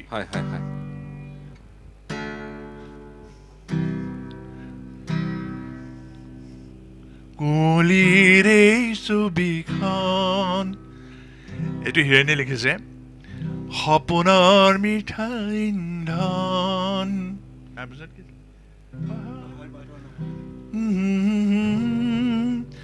সুগভীৰ সৰল বননি হাহুনে নে হাহুকৈ ওলমি ৰয় সপোনৰ মিঠা ইন্ধন ইমান ধুনীয়া লিখিছে ইমান ধুনীয়া সুৰ কৰিছে আৰু এবাৰ কুঁৱলীৰ এই ছবিখন সপোনৰ মিঠা ইন্ধন পাহাৰ পৰ্বতৰ নামনি সুগভীৰ সৰল বননি আহুনে নে আহুকৈ ওলমি ৰয় সপোনৰ মিঠা ইন্ধন কুঁৱলীৰ এই ছবিখন বঢ়িয়া ইমান ভাল লাগিছে মই সৌভাগ্যৱান আজি আৰু এই সুৰকাৰ হয় এক হৈ গৈছে যেনেকুৱা লিখিছে গানটো হয়তো ভাৱটো কৈ দিছিলে নেকি হীৰেনে লিখিছে আজিও জনপ্ৰিয় গীতটো আৰু এতিয়া আটাইতকৈ ডাঙৰ কথা হ'ল কি এতিয়া নতুন প্ৰজন্মৰ সেই ৪ৰ্থ শ্ৰেণীত পঢ়া বা ৫ম শ্ৰেণীৰ পঢ়া ছোৱালীয়ে গীতটো গায় ইমান প্ৰিয় ইমান ভাল পায় গীতটো আপুনি কিবা মই অলপ ক'ব বিচাৰিছোঁ কওক ১৯৭২ চন ক'ব নোৱাৰাকৈ এটা গীত লিখি পেলালোঁ সুৰো কৰি পেলালোঁ তাৰপিছত এদিন ডলি ঘোষ আহিলে সৰু ছোৱালী তেতিয়া স্কুলীয়া ছোৱালী মোক গান লাগে তে মই দেখিলোঁ যে কণ্ঠটোতো ভালেই ডলিৰ আগৰ পৰাই ভাল ঠিক আছে মই ডলিকটো মই সৰুৰে পৰাই পাওঁ কাৰণে মই তই বুলিয়ে মাতোঁ আৰু মই বোলো বহ শিকি লওঁ গানটো শিকি লোৱাৰ পিছত প্ৰায় ১.৫ বছৰমান গ'ল শিকিলে ক'ৰবাত গালে আৰু এদিন মোক টেলিফোন কৰি ক'লে যে হীৰেন দা আপোনালৈ এখন কণ্টেক্ট আহিব হিজ মাষ্টাৰ ভইচৰ পৰা আপুনি চহী কৰি দিব লাগে মইতো কোনোদিন হিজ মাষ্টাৰ ভইচৰ লগত কোনো তেনেকুৱা নাছিলে তাৰপিছত তাত দেখিলোঁ যে মাননীৰ এটা মাননীৰ কথা লিখা আছে তাত চহী কৰি দিব লাগে মই এটা মাননী পাম মাননি মাত্ৰ 20 টকা 20 টকা 20 টকা মই কিমান আনন্দ মোৰ ক'ব নোৱাৰোঁ আচ্ছা সেই গানটোৱে হ'ল নাহৰ ফুলা বতৰতে কেতিয়া কৰিলে গৈ কাই মনে মনে গৈ নাহৰ ফুলা বতৰতে মই ক'বলৈ বিচাৰিছোঁ যে যেতিয়া লিখি থকা হয় যেতিয়া সুৰ কৰি থকা হয় বা কাৰোবাক দিয়া হয় এই গানটোৱে যে ক্লিক কৰিব ক'ৰবাত গৈ কেনেকৈ ক'ব পাৰি এইটো ক'ব নোৱাৰি অৱশ্যে সেইটো হয় কিন্তু মই মোৰ ক্লিক কৰাৰ কথা কওঁতে মোৰ মনলৈ এটা কথা মনত পৰিছে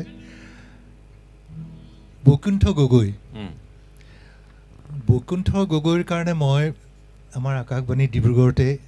এটা গান কৰিছিলোঁ সেইটো স্পেচিয়েল প্ৰগ্ৰেম আছিলে গীতৰ শৰাইৰ কাৰণে সেই গানটো কৰোঁতে কিন্তু মই কেতিয়াও ভবা নাছিলোঁ যে সেই গানটো ইমান মানুহে ইমান ভালকৈ আঁকোৱালি ল'ব বুলি হয় ফুল ফুলক ৰ'দৰ ফুল হৃদয় সেউজী ধৰা কোনে গোৱা নাই সেই গীতটো আজিৰ তাৰিখত কোনে গোৱা নাই মই কিন্তু যেতিয়া মই সুৰ কৰিছিলোঁ মোৰ মনলৈ কিন্তু অহা নাছিলে দেই যে এই গানটো মানুহে এনেকৈ ল'ব বুলি সেইটোৱে মানে আৰু এটা কথা মই লগতে লগাই দিওঁ এইটো কথাও বোধ কৰোঁ ৰাজেনে ভবা নাছিলে ঘৰত বহি ৰেঘা দিব লাগেতো যে এনেকুৱা ক্লিপ কৰিবগৈ এটা সময়ত গৈ গণেশ গগৈ লিখা গীতটো যিটো সুৰ কৰিলে দলি গৈছে যিটো গালে আৰু এটা কৰিছে আকাশৰ ৰংবোৰ এই সৰু সৰু ছোৱালী সৰু সৰু ল'ৰাবিলাকে এইবোৰ গান গাবলৈ ধৰিছে আমি মানা কৰোঁ তেওঁলোকক গাবলৈ যে এতিয়া ইমান সৰুতে এইবোৰ গান নাগাবা কাৰণ কেলৈ সেইটো বহুত কষ্টকৰ গান সেইটো ভাল গায়ক বা হেৰি গায়ন সাধনাৰ ৰিয়াজ লাগিব হয় সেইকাৰণে অলপতে এজনী সৰু ছোৱালীয়ে গীত এটা গাইছে এখন সংগীতানুষ্ঠানত মানে ইমানেই মানে দুলীয়াজানৰ ছোৱালীজনী ইমানেই সুন্দৰকৈ গালে মই ক'বলৈ বাধ্য হ'লোঁ যে তুমি নাগাবা আৰু কাৰণ তোমাৰ এইটো বয়স হোৱা নাই নহয় কিয় কষ্ট কৰিছে মানে যি গান তুমি সহজে গাব পাৰা সেই গানে গাবা আমি শুনো মই শুনো মই এতিয়া আৰু ৰোৱা নাই আমি অকণমান গীত শুনিম কিন্তু তাৰ পূৰ্বে মই এটা বিৰতি লৈ লওঁ চমু বিৰতিৰ পাছত আমি আহোঁ গীতৰ মাজলৈ আহিম আমি শুনিম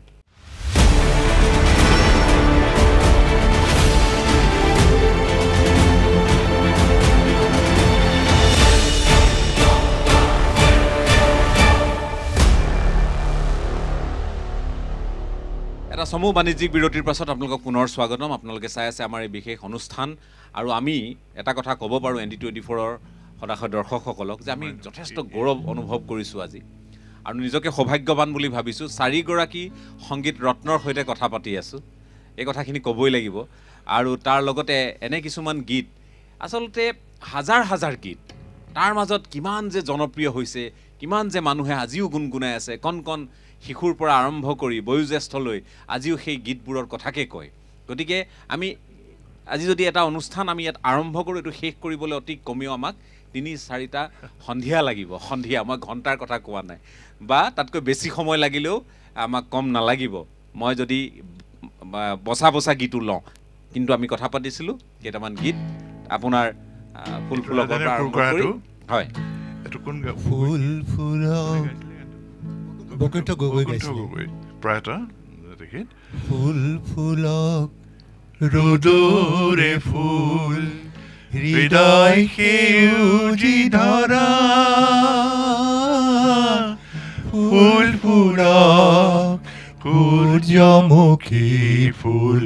প্ৰিয়তমা তোমাৰ খোপাত ফুল ফুলক ৰ'দৰে ফুল হৃদয় সেউজী ধৰা ফুল ফুলক সূৰ্যমুখী ফুল প্ৰিয়তমা তোমাৰ খোপাত ফুল ফুলক ৰ'দৰে ফুল আৰু এটা গীত মই কৰিছিলোঁ 46 years 40 বছৰ হৈ গ'ল এতিয়া মই আচৰিত হওঁ যে এতিয়াও সেই সৰু সৰু ছোৱালীবোৰৰ প্ৰিয় আৰু এতিয়াৰ নতুন নৱপ্ৰজন্মৰ শিল্পীসকলে গীতটো গায় মন্দিৰা লাহিৰে গাইছিলে গানটো সূৰ্য কুমাৰ ৰাজাই লিখা তাহানিতে সুৰ কৰা মই এবাৰ ভবা নাই যে আজিও সেই গীতটো মানে নৱপ্ৰজন্মই গাব অহাৰ দৰে উভতি আঁতৰি গলা বাটে বাটে ফুল সিঁচি থৈ ৰ'দৰ তাপত মৰহি শুকালেও তোমাৰ কথাকে আছে কৈ আৰু এটা ইয়াৰ লগৰে একেলগৰে জ্যোতিষ দাই গাইছিলে সেইটো জোৱাৰ পাৰত সৰা শেৱালি বুটলি কি হ'ব কোৱা নাই যে সময় উভতি চোৱাৰ এতিয়া বিদায় দিয়া জোৱাৰ পাৰত সৰা শেৱালি বুটলি কি হ'ব কোৱা এনে বহু গীত যিবোৰ আপোনালোকৰ সৃষ্টি আপোনালোকৰ সময়ৰ বা আপোনালোকৰ তাত পৰশ আছে কোনোবাই যদি লিখিছে আপোনালোকৰ মাজৰে কোনোবাই তাত সুৰ কৰিছে নহয়নে তেনেধৰণে বা কোনোবাই পৰিৱেশন কৰিছে কণ্ঠ নিগৰাইছে এতিয়া কথাটো হ'ল এই গীতবোৰ কালি পৰহিৰ যেন গীত যিটো কথা আপোনালোকে ক'লে যে কণ কণ শিশুৰ পৰা 40 বছৰ হৈ গ'ল 40 বছৰ ওপৰ হ'ল বহু গীত আপুনি কৈছে যে এতিয়া 46 বছৰ হ'ল গতিকে কোনটো গীতে মানুহক কেনেধৰণে মোহাচন্ন কৰি আৰু এটা প্ৰজন্মৰ পাছত প্ৰজন্মক তাৰ মাজত আবদ্ধ কৰি ৰাখে সেইটো সঠিককৈ কোৱাটো টান মই এইবাৰ ৰাজেন গোহাঁই ডাঙৰী আপোনাৰ কাষলৈ আহিছোঁ আপুনি দুটামান গীতৰ কথা ক'লে ঠিকেই আছে মই এনেধৰণৰ আৰু আপোনাৰ য'ত কণ্ঠ আছে য'ত আপোনাৰ চিন্তা আছে তেনেধৰণৰ আৰু যদি দুটামান গীত আপুনি উনুকিয়াব খোজে বা স্মৰণ কৰিব খোজে মন্থন কৰিব খোজে মোৰ কণ্ঠৰ গীত বুলি ক'লে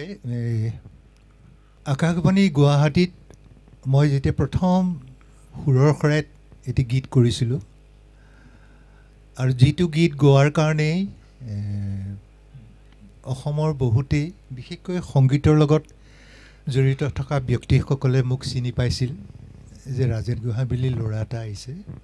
এনেকৈ গান গাই বুলি সেই গানটো আছিল মোৰ মনৰ হৰিণা হেৰাব খোজে তোমাৰ চকুৰ অৰণ্যতে গানটো লিখিছিল সতীশ দাসে আৰু সুৰ কৰিছিল মুকুল বৰুৱা গীতটো এনেধৰণৰ আছিলে মোৰ মনৰ হৰিণা হেৰাব খোজে তোমাৰ চকুৰ অৰণ্যতে মোৰ মনৰ হৰিণা হেৰাব খোজে মোৰ হৃদয় দেখোন মিলিব খোজে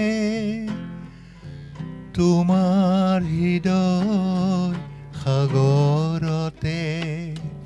তোমাৰ চকুৰ অৰণ্যতে মোৰ মনৰ হৰিণা হেৰাব খোজে মোৰ মনৰ হৰিণা হেৰাব খোজে মই 1971 চনতেই গাইছিলোঁ তেতিয়া গোৱা আৰু এতিয়াও মই আপোনাক কওঁ যে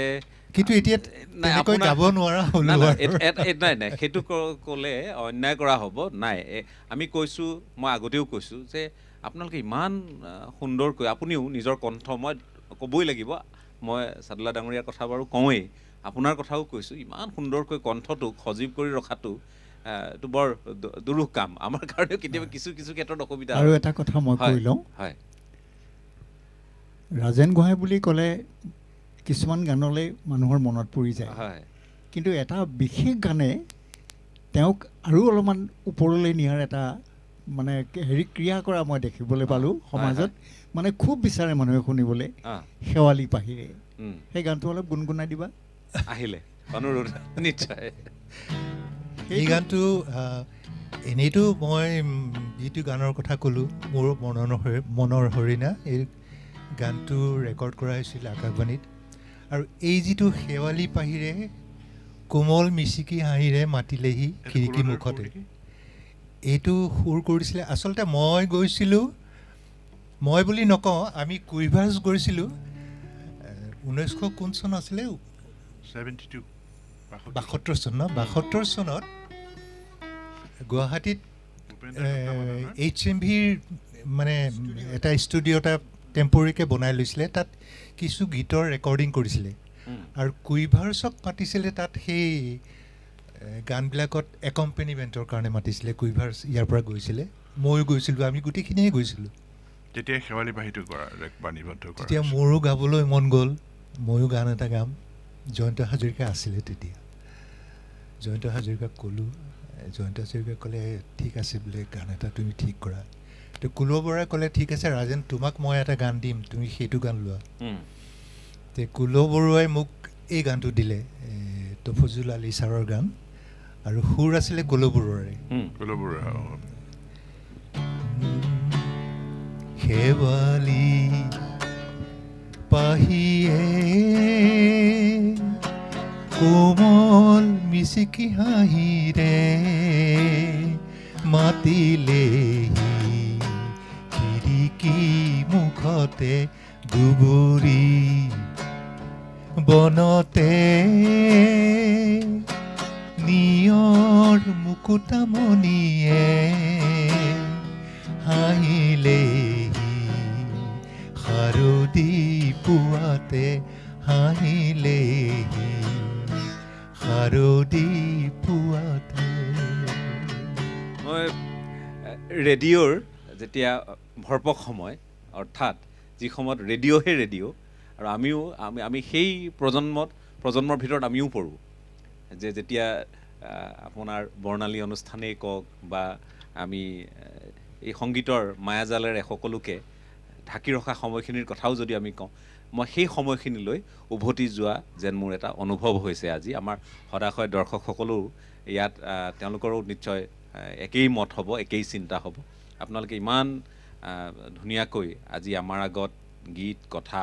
সকলোখিনি বা মনৰ চিন্তাখিনি দাঙি ধৰিছে আৰু অকণমান সময় পাম এটা চমু বাণিজ্যিক বিৰতিৰ পাছত পুনৰ আপোনালোকৰ মাজলৈ আমি ঘূৰি আহিম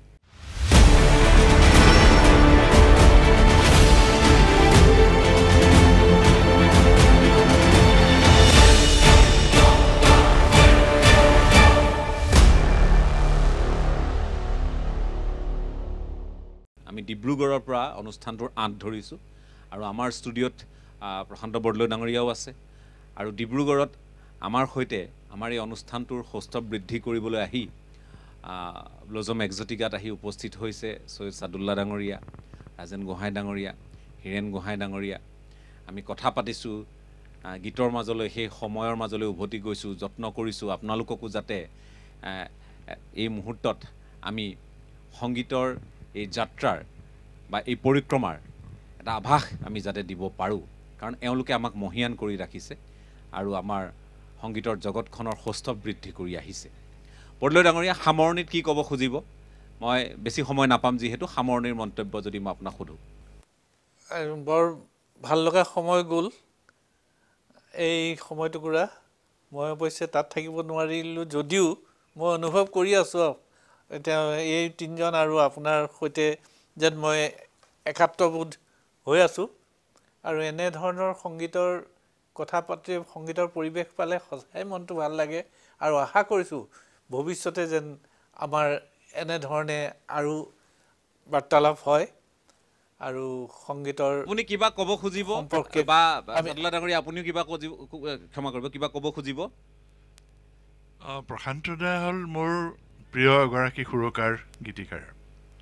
কেতিয়াবা তেখেতৰ গান নকল মাৰোঁ বুলি মই পাৰ্মিশ্যন লোৱা নাই নকৰিব মই ইমান ভাল পাওঁ বিশেষকৈ এই মুনমিয়ে গোৱা গান ডলিয়ে কিমান আছে গাইছে আৰু প্ৰশান্তদাৰ লগত সেই নিবিড় সম্পৰ্ক এটা হানিৰ পৰাই আছে সংগীতৰ এটা সম্পৰ্ক বুলিয়ে ক'ব পাৰে আৰু প্ৰশান্তদা কেনেকুৱা গীতিকাৰ মই কি ক'ম মোৰ এইটো দৃষ্টতা নাই ক'বলৈ এই অসমৰ ৰাইজৰ হিয়াৰ আমঠু এগৰাকী প্ৰশান্ত মই চাৰিগৰাকীৰ কথাই ক'ব লাগিব অসমৰ ৰাইজে ৰাইজৰ হিয়াৰ আমঠু এই মই প্ৰশান্তদাৰ কথা ক'লো ৰাইজে আপোনালোকক হিয়াত আজিও স্থান দি ৰাখিছে আগলৈও ৰাখিব এই কথাখিনি আমি ক'ব পাৰোঁ যে কি নহওক বৰদলৈ ডাঙৰীয়া আপোনাক ধন্যবাদ জ্ঞাপন কৰিছোঁ মই আকৌ ডিব্ৰুগড় হয় আপোনাক আপুনি কিবা ক'ব নাই এই সুযোগতে মই এটা কথা ক'ব খুজিছোঁ যে ND24 সমূহ কৰ্মকৰ্তা আৰু টিভিলৈ মোৰ আন্তৰিক ধন্যবাদ আৰু কৃতজ্ঞতা জনাইছোঁ মই বহুত বহুত ধন্যবাদ আশীৰ্বাদ কৰিব আমি যাতে ভাল ধৰণে নিজৰ কামখিনি সমাজৰ স্বাৰ্থত অতি দায়বদ্ধতাৰে সমাপন কৰিবলৈ আমি যাতে আমি আগবাঢ়িব পাৰোঁ শক্তি পাওঁ আশীৰ্বাদ কৰিব আপোনাক ধন্যবাদ জ্ঞাপন কৰিছোঁ মই আকৌ আহিব খুজিছোঁ ৰাজেন গোহাঁই ডাঙৰীয়া হওক বা সৈয়দ চাদুল্লাহ ডাঙৰীয়া বা হীৰেণ গোহাঁই ডাঙৰীয়া মই সামৰিব লাগিব অনুষ্ঠানটো সামৰিবলৈ ইচ্ছা নাছিল আকৌ আমি যদি সুযোগ মিলে বহিম মই আপোনালোকক গুৱাহাটীৰ আমাৰ ষ্টুডিঅ'লৈও আমন্ত্ৰণ জনালোঁ এই আপাহতে আপোনালোক কেতিয়াবা আহিব বহুত বহুত ধন্যবাদ হয় আহিব আপোনালোক কিন্তু এতিয়া সামৰণিত মই এটা কথা আমাৰ দৰ্শকসকলক ক'ব পাৰোঁ যে গীত লিখিব লাগে কাৰণেই লিখা মানুহ এওঁলোক নহয় সুৰ কৰিব লাগে কাৰণেই সুৰ কৰা মানুহ এওঁলোক নহয় কণ্ঠ নিগৰাব লাগে কাৰণেই কণ্ঠ নিগৰুৱা ব্যক্তি এওঁলোক নহয় তাৰ পাছতো এওঁলোক একক তাৰ পাছতো এওঁলোক অনন্য ইতিমধ্যে আপোনালোকে সকলোখিনি কথা বুজি পাইছে সামৰণিত মই যদি কওঁ একেবাৰে চমুকৈ এতিয়া কথাটো হ'ল চমুকৈ ক'ব খুজিছোঁ মই সুৰকাৰ বা গীতিকাৰে এজন সুৰকাৰে ভাবে যে কাৰ কণ্ঠত এই গীতটো দিম ঠিক তেনেকৈ যেতিয়া মই যেতিয়া গীত এটা সুৰ কৰোঁ বা লেখোঁ তেতিয়া ৰাজনৰ সেই কণ্ঠটো মনলৈ আহে বা মন্দিৰা লাহিৰী তেতিয়া ভাবিলৈ মন্দিৰাক দিম বা সংগীতা বৰঠাকুৰে গাব ঠিক তেনেকৈ মই কিছুমান গীত এনেকুৱা লিখিছিলোঁ কাজিৰঙালৈ যাওঁতে সেই গড় হত্যাৰ এটা স্বচক্ষ মই দেখিছোঁ নিজ চকুৰে সেই সময়ত মানে গড় এই গুলীয়াই হত্যা কৰা নাছিলে গাঁত এটা খান্দি থয় তাত গড়টো পৰি যায় জীয়াই দিয়ে তেতিয়া সেই কাজিৰঙা গীতটো লিখিছিলোঁ সংগীতা বৰঠাকুৰে গোৱা তাৰপিছতে ৰাজেনৰ ড্ৰাগছৰ এটি গীত এণ্টি ড্ৰাগছ এতিয়াও সেইটো শেষ হোৱা নাই সেইদিন ৰাজেনে গাইছিলে এইটো তুমি আৰু মই উমলা এইটো কি আছিলে সেউজী পথাৰ খনি আজিও মনত পৰে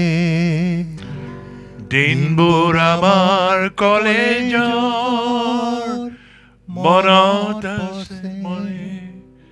সকলো আছে বন্ধু মাথো মই নাই মানে ড্ৰাগছ কোকেইন নামৰ অসুৰ এটাই জীৱন শলিতা মোৰ দিলে নুমুৱাই মৰণ পৰত বন্ধু দিয়া বিদায় এটা মানে ড্ৰাগ এডিক্ট সেই মৃত্যুৰ সময়ত যে কোকেইন নামৰ অসুৰ এটাই কলেজত কিমান দিন আমি একেলগে আছিলোঁ তুমি মোক বহুত দিন বাধা দিছিলা কিন্তু মই ড্ৰাগছটো এৰিব নোৱাৰিলোঁ আজি সেই ল'ৰাটোৰ মৃত্যু হ'ল সঁচা ঘটনা এটা সেইটোৰ ওপৰত এই গীতটো লিখি ৰাজনৰ সৈতে গাইছিলোঁ মই ভাবিছিলোঁ এইটো ৰাজনৰ বাহিৰে আনৰ কণ্ঠত দিলে নহ'ব ঠিক তেনেকৈ এণ্টি ড্ৰাগছৰ ওপৰত ৰাজনে গীত গাইছে আৰু সমন্বয়ৰ ওপৰতো গীত দিছোঁ সেইবোৰ ৰাজনে গাইছে ৰাজনে প্ৰায় মোৰ 28টা গীত গাইছে নেকি বেছি হ'ব যিয়ে নহওক আপোনালোকৰ এই বন্ধুত্ব আজি অত দিনৰ এই বন্ধুত্ব আজিও প্ৰাণৱন্ত আজিও সজীৱ দেখি ভাল লাগিছে খুব নহ'লে আজিৰ তাৰিখত এনে বন্ধু মই ক'বই লাগিব বহুতৰে ভাগ্যত নিমিলে আপোনালোকৰ বন্ধুত্ব কিন্তু ঈৰ্ষণীয় 63 চনৰ পৰা একেলগে আছোঁ চাওক 63 পৰা 61 পৰা আজি মই যদি কওঁ আজি 71 বছৰ নহয়নে এতিয়া মই শেষত এটা কথা ক'বই লাগিব ৰাজেনাৰ মোৰ মাজত কাজিয়া হৈছে এক মিনিট চমুকে ক'ম ৰাজেনে ক'লেই নহয় ৰাজেনে মই একেখন বিচনাতে যেতিয়া শুইছিলোঁ তো এখন টেবুল ফেন চলি আছে দেই, গৰমৰ দিন, আঁঠুৱাৰ ভিতৰত দুয়ে শুই আছোঁ। টেবুলখন এটা গুঁ গুঁ শব্দ এটা হৈ আছে। ৰাতি 1টামান বাজিছে, গৰমত শুব পৰা নাই। মই ৰাজনক ক'লোঁ, এই ফেনখন যিটো চাউণ্ড হৈ আছে এইটো চি স্কেলত আছে। একদম খং উঠি গ'ল। কথা এটা হ'ল নেকি, ফেনখন শুনি তাৰ স্কেলটো ক'ব পাৰা তুমি? মই বোলো চোৱা তুমি, এইটো চি স্কেলত আছে। একদম আঁঠুৱাখন দাঙি সিটো ৰুমলৈ গ'ল। সিটো ৰুমলৈ গৈ একেবাৰে বিচনাৰ তলত হাৰমনিয়ামটো আছিলে, একদম টানি উলিয়াই লৈ আহিলে। এই ৰ'বা, ফেনখনৰ ওচৰত বহিলে, হাৰমনিয়ামটো ফেনৰ লগত মিলাইছে। কেনেকৈ চি স্কেল? চি স্কেল হয়নে নহয় কথা হ'বই নোৱাৰে। ফেনৰ সেইটো শুনি চি স্কেল বুলি ক'ব পাৰে নেকি? তাৰপিছত আনফৰ্চুনেটলি সেইটো বি স্কেলত আছিলে। মই ভাবিলোঁ টুপিটো পিন্ধিলে দেই, টুপিটো পিন্ধাম বুলি ভাবিছিলোঁ ৰাতি 1টা বজাত। সঁচাকৈ টুপিটো পিন্ধি ল'লে আৰু হাৰমনিয়াম টানিলেগৈ নহয়। হয়, ধন্যবাদ জ্ঞাপন কৰিছোঁ। অনুষ্ঠান সামৰিবই লাগিব, এইটো আৰু উপায় নাই। মই সকলোকে ধন্যবাদ জনাই অনুষ্ঠানটো সামৰিব খুজিছোঁ, কিন্তু মই ধন্যবাদ আৰু কৃতজ্ঞতা পুনৰবাৰ জ্ঞাপন কৰিছোঁ আৰু অনুৰোধ জনাইছোঁ যাতে এটি গীতেৰে কেউগৰাকীয়ে এই অনুষ্ঠানটো সামৰে। আমাৰ দৰ্শকসকলক এই অনুষ্ঠান চাই থকাৰ বাবে পুনৰবাৰ বহুত বহুত ধন্যবাদ জ্ঞাপন কৰিছোঁ। এই গীতটো চাদুলাই লিখা আৰু সুৰ চাদুলাই কৰিছিলে আৰু গাইছিলোঁ মই। ঘূণে ধৰিবলৈ নিদিবি মনক, অ অসমীয়া, জগতে জানে চিনি পাই তো, জগতে জানে চিনি পাই তো, মনটোৰ বাখৰুৱা, মনটোৰ বাখৰুৱা। ঘূণে ধৰিবলৈ নিদিবি মনত, অ